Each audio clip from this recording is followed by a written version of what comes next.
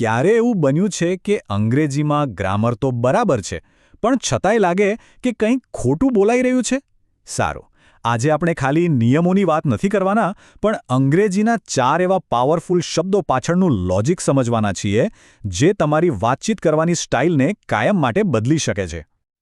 જરા વિચારો તો, સ્ક્રીન પર લખેલી વાત કેટલી ઊંડી છે. તમે ખાલી એક શબ્દ બદલો અને તરત જ એક નિયમ પાળનાર વ્યક્તિમાંથી એકદમ નિર્ણાયક લીડર જેવો તમારો અવાજ સંભળાય. ખરું ને? આ ખાલી શબ્દો નથી દોસ્તો, આ તો દુનિયાને બતાવવાની રીત છે કે તમે કેવી રીતે વિચારો છો. ચાલો આ શબ્દોના જાદુને આજે ઉકેલીએ. તો આ બધા પાછળનું સિક્રેટ છે શું? બસ એક જ વસ્તુ યાદ રાખવાની છે: દબાણનો સ્ત્રોત, એટલે કે સોર્સ ઓફ પ્રેશર. કોઈપણ કામ કરવા પાછળનું દબાણ ક્યાંથી આવે છે? અંદરથી, તમારી પોતાની ઈચ્છાથી, કે પછી બહારથી, કોઈ નિયમ કે પરિસ્થિતિને કારણે?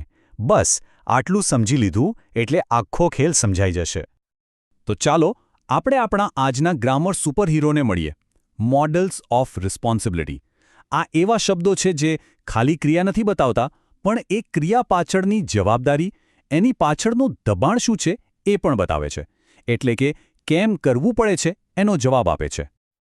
તો આ રહ્યા આપણા 4 મુખ્ય ખેલાડીઓ. સૌથી પહેલા છે મસ્ટ, જે એકદમ કડક અને કમાન્ડિંગ બોસ જેવો છે.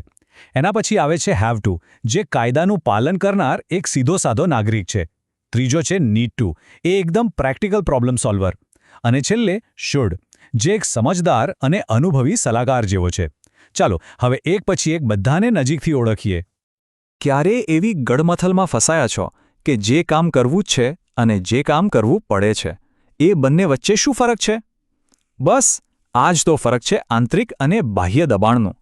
ચાલો સમજીએ કે ક્યારે ફરજ આપણા અંદરથી આવે છે અને ક્યારે બહારથી આપણા પર થોપવામાં આવે છે. આ સ્લાઇડ પરનો તફાવત બરાબર જુઓ. મસ્ટ એટલે તમારો અંદરનો અવાજ, તમારી પોતાની દ્રઢ માન્યતા. જેમ કે આઈ મસ્ટ એક્સરસાઇઝ ડેલી, આ મારો પોતાનો નિર્ણય છે. પણ બીજી બાજુ હેવ ટુ એટલે બહારનો કોઈ નિયમ કે કાયદો. જેમ કે આઈ હેવ ટુ પે ટેક્સીસ, આમાં મારી પસંદગી નથી, આ તો સિસ્ટમ છે. જોયું કેટલો મોટો ફરક છે? ચલો આ વાક્યને જરા ધ્યાનથી જોઈએ. I must improve my speaking skills. અહીં દબાણ ક્યાંથી આવે છે? કોઈ બહારથી કહે છે? ના, આ વ્યક્તિનો પોતાનો આંતરિક સંકલ્પ છે. એની અંદરથી અવાજ આવે છે કે મારે આ કરવું જ પડશે. એક વાત યાદ રાખજો, મસ્ટ છે ને એ ગરમ મસાલા જેવો છે. થોડોક નાખો તો વાતમાં વજન આવે, પણ જો વધારે પડતો ઉપયોગ કરો તો વાત બગડી પણ શકે છે અને લોકોને એગ્રેસિવ લાગી શકે છે. એટલે પરીક્ષામાં તમારો મત મજબૂત રીતે કહેવા માટે જરૂર વાપરો, પણ સંભાળીને. હવે આ ઉદાહરણ જુઓ. I have to wear a helmet while riding. અહીંયા હેલ્મેટ પહેરવાની ઈચ્છા અંદરથી આવે છે કે નહીં એ મહત્વનું નથી. આ તો ટ્રાફિકનો કાયદો છે, એક બાહ્ય દબાણ છે.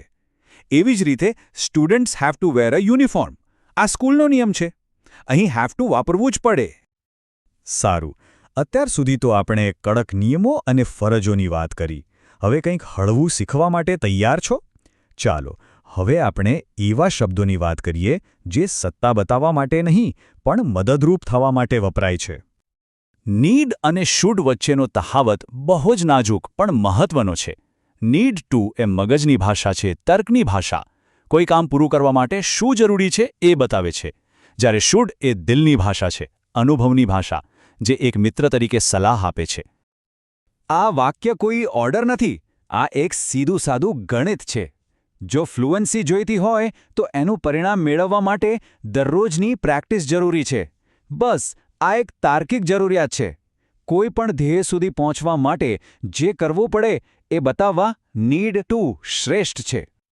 પ્રોફેશનલ દુનિયા માટે એક ગોલ્ડન ટિપ લઈ લો.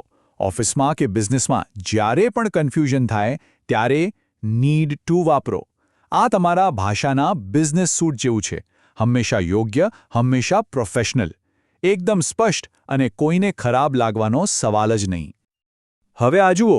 You should revise vocabulary before the exam. આ એક મિત્રોની સલાહ જેવું લાગે છે, ખરું ને?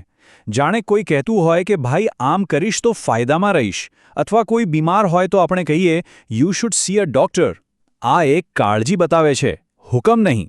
અંતિમ નિર્ણય તો સાંભળનારનો જ હોય છે.